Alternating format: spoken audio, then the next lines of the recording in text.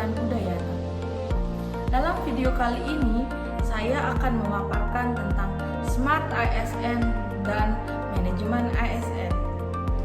Sebelum saya memaparkan tentang materi Smart ASN dan manajemen ASN, di sini saya akan membahas metode pembelajaran, yaitu dua metode pembelajaran. Yang pertama yaitu sinkronus dan yang kedua yaitu asinkronus.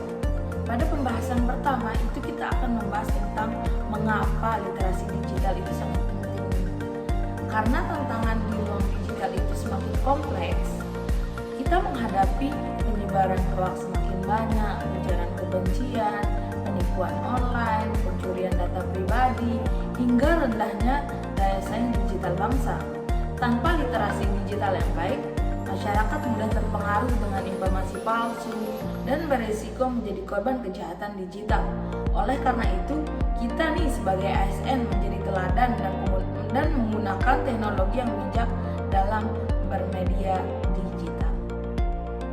Literasi digital bukan sekedar kemampuan menggunakan handphone atau mengakses internet. Di sini, menurut UNESCO, literasi digital adalah kemampuan untuk mengakses, memahami, mengevaluasi, mengelola, menciptakan, dan mengkomunikasikan informasi secara aman melalui teknologi digital. Seorang ASN, literasi digital itu bukan hanya mampu mengoperasikan aplikasi, tetapi juga menyaring informasi, menjaga integritas, dan memberikan pelayanan publik digital yang secara profesional. Smart ASN memiliki 4 pilar. Yang pertama digital skill, yang kedua digital culture, yang ketiga digital ethic, dan yang terakhir yaitu digital safety. Nah, selanjutnya yaitu peran ASN dalam transformasi digital. Presiden telah menekankan pentingnya percepatan transformasi digital, termasuk penguatan infrastruktur, integrasi data nasional, serta pengembangan talenta digital. ASN di sini memiliki peran sangat penting dalam mewujudkan pemerintah digital yang efektif, transparan, dan akuntabel. Dengan literasi digital yang baik, ASN mampu memberikan pelayanan publik berbasis teknologi yang cepat, tepat, dan responsif terhadap kebutuhan masyarakat. Selanjutnya kita akan membahas tentang manajemen ASN.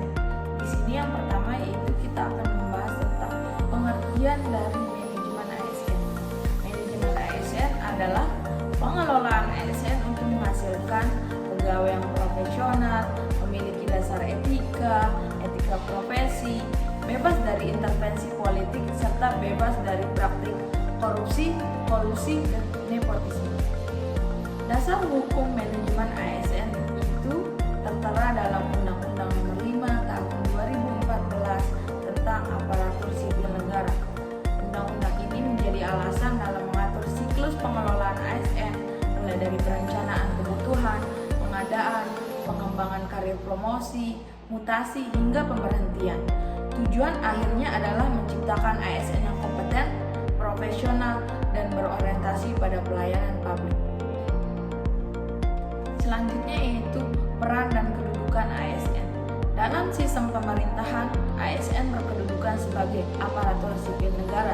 Tetapi di sini ASN memiliki 3 fungsi utama. Yang pertama, pelaksana kebijakan publik, yang kedua, pelayan publik, yang ketiga yaitu perekat dan pemersatu bangsa.